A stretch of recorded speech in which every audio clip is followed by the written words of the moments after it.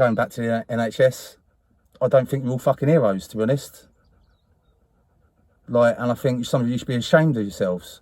Though nothing will keep us together. We can beat them forever and ever. Oh, we can be heroes just for one day. Alright, so here's a probably an unpopular opinion, but I was just talking with someone about the NHS being heroes, because you see the signs for it everywhere, didn't you? And you've heard all about the NHS being heroes and that. Here's my unpopular opinion. I think the NHS fucked up the handling of the COVID-19 pandemic. They're not heroes at all. Now, I'm not talking about the nurses and doctors who are hands-on with COVID patients and all that. I'm not saying they're not heroes. Of course they are. But, like, a lot of the NHS staff weren't doing much.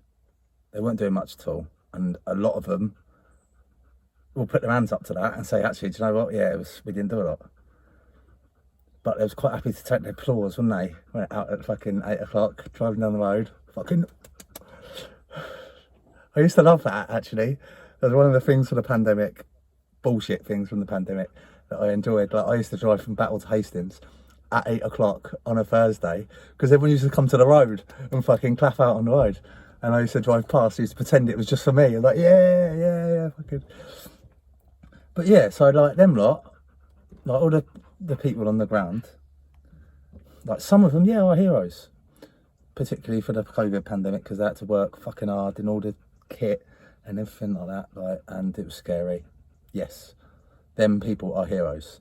However, the NHS as a whole fucked up the handling of the COVID-19 pandemic, because what happened was they went, right, fucking there's this virus that's fucking really dangerous. So that cancels out every single other fucking disease, and we're not going to treat it because this fucking one virus is more important. Like, it doesn't fucking make sense. Like, why did they stop cancer treatment because of COVID? Like, why? Like, is it because like they was more at risk of dying from COVID because they had cancer? Because that kind of puts them more at risk of dying from cancer because they've got cancer. Really, innit? It seems like these cancer patients, like the biggest priority for them was their cancer, not COVID. So why don't you treat the fucking cancer? It doesn't make sense. And now we've like, there's a whole fucking backlog. Like, NHS is fucked up now because there's a whole backlog of operations that didn't get done and other illnesses that didn't get treated. Like, I want to know how many people died of restrictions. Like, we know fucking the bullshit statistics that they put out about how many people died of COVID.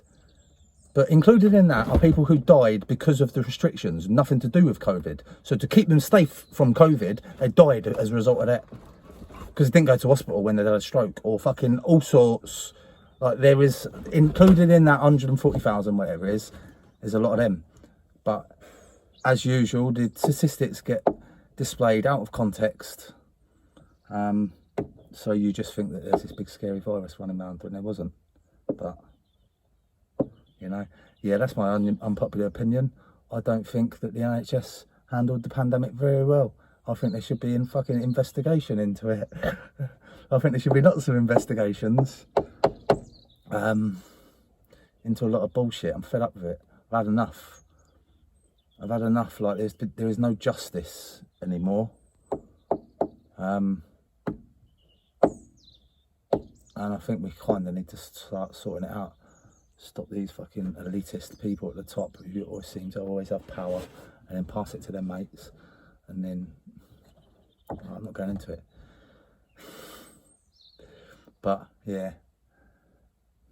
I don't think the NHS are heroes. I think they fucked massively up. And the people at the top should be held accountable. So the people who are running things, let's have a look. Let's have a look at how many people now are fucking dead. Or their illnesses are worse because of the way you handled the pandemic. Why? Why were their diseases not fucking important just because there was a virus going around? Like, I get it if it's an ingrown toenail, or if it's if it's fucking shin splints, or whatever.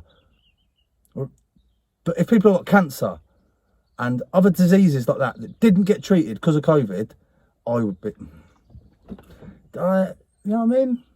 But yes, that is a massive injustice, and the people at the top, as always, because shit rolls downhill,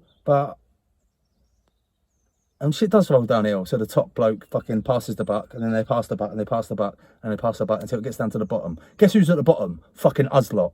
So it's our fault, I imagine, because we didn't wear masks, or because we didn't wear masks quick enough, or because people didn't get the vaccines, which doesn't even fucking make sense why we should get a vaccine for this thing.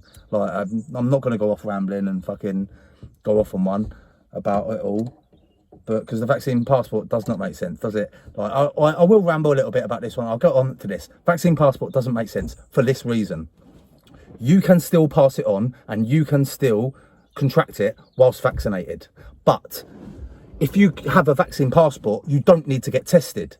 So surely the vaccine passport is a very dangerous thing if COVID is a very real and present threat, because you don't know who's got it. Whereas the people who haven't been vaccinated are tested, we know they ain't got it. So the vaccine passport does not make sense, does it? Oh, anyway, yeah, that's that with that. But going back to the NHS, I don't think we're all fucking heroes, to be honest. Like, and I think some of you should be ashamed of yourselves, fucking lapping up the applause when you're sitting there making fucking TikToks and not in any danger, not doing any fucking work, whilst your colleagues in the fucking ICU and the real dangerous parts were grafting, should have had the fucking plaudits, and you took it from them for sitting on your ass eating biscuits, doing TikTok videos. Yeah, I'll fucking have that. I'll have the discounts. I'll have the fucking going into Aldi an hour early, so I'm just shopping with me mates and no one else in there. I'll have all that.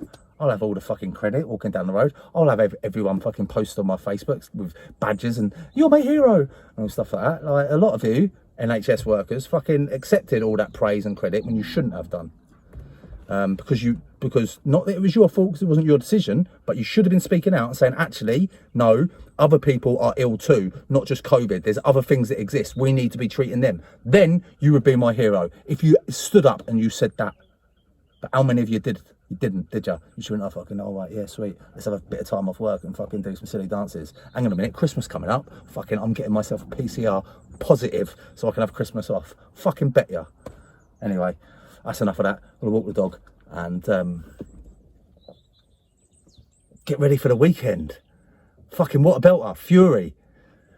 Yeah, Fury Wilder 3. I'm looking forward to that. Fury's going to fucking spank him again. He's beat him already. Like, Wilder, he's beat him already. Like, but I like Fury. Tyson Fury's a good fucking role model for kids.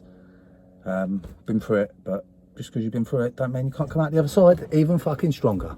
Well, have a great weekend, everyone. No, I've got nothing else to say.